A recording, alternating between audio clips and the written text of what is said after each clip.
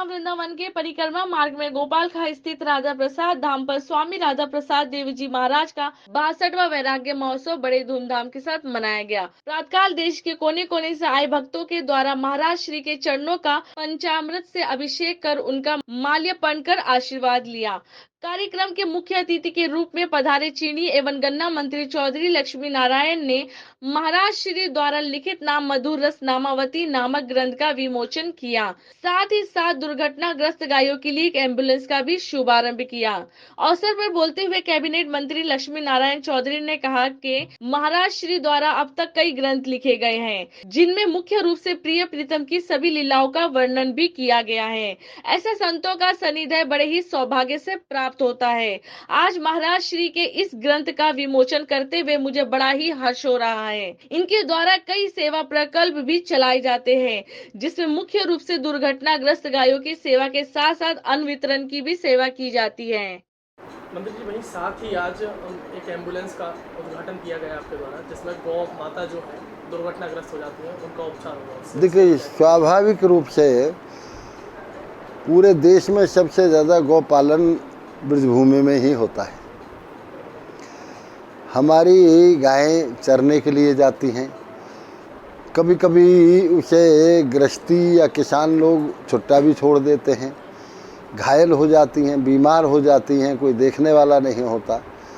उसके लिए आज जो एम्बुलेंस स्वामी जी के द्वारा और हमारे गौ भक्तों के द्वारा जिस एम्बुलेंस का आज उद्घाटन किया गया है, मैं एक और इस बारे में जानकारी देना चाहता हूँ। आज से 4 महीने पहले ये विभाग मेरे पास था। 540 एम्बुलेंस मैंने उत्तर प्रदेश के प्रत्येक ज़िले में घायल गायों के लिए भेजी है।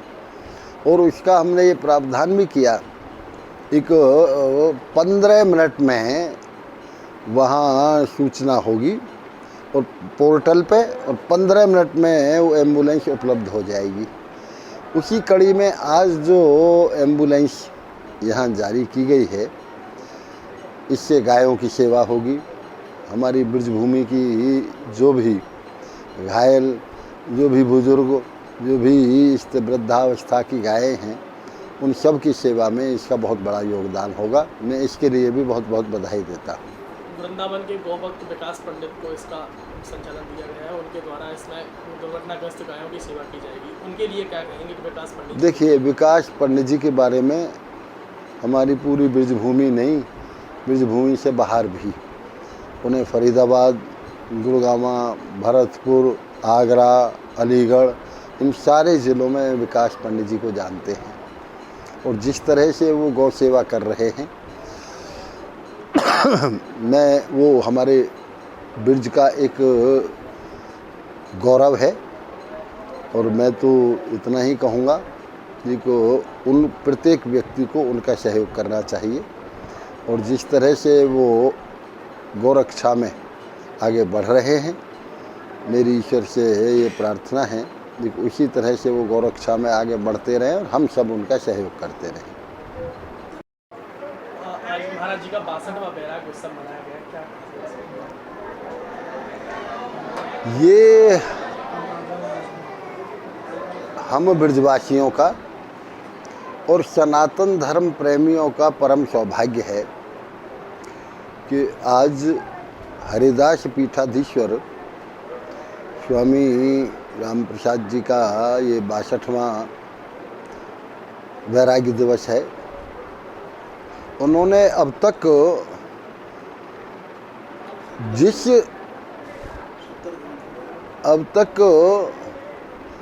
ब्रज भाषा, जो मूल ब्रज भाषा है, उसमें 70 ग्रंथ अब तक लिखे हैं।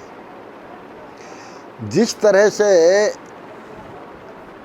महाभारत की संस्कृत कुछ और है, हमारे चारों वेदों की संस्कृत और है, मतलब वो शुद्ध है, विशुद्ध कहना चाहिए।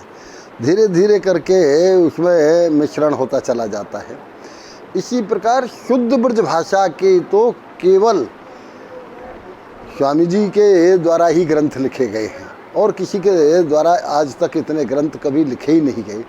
और शुद्ध ब्रज भाषा का समझना और शुद्ध ब्रज भाषा को जीवंत बनाए रखना, ये स्वामी जी के जीवन की सबसे बड़ी देन इस ब्रजभूमि को है और हमारे देश को है। महाराज जी के द्वारा अब एक यूट्यूब पर चैनल बनाया गया है निर्गुण रस, भक्तों की विशेष मांग पर। उस पर जो ग्रंथ महाराज जी ने लिखे हैं उनकी जो वीडियो है महाराज जी के द्वारा डाली जा रही है, क्या कहेंगे? देखिए,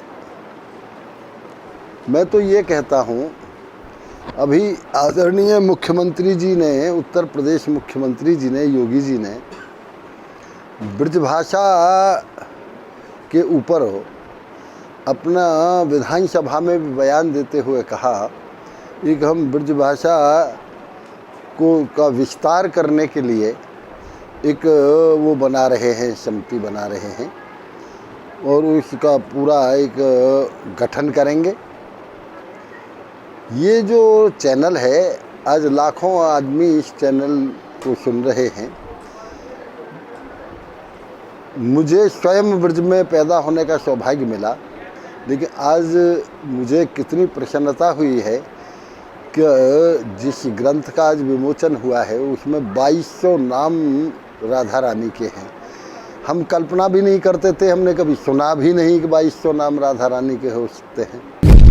आप देख रहे हैं सक्षम न्यूज इंडिया, सबसे पहले सबसे तेज।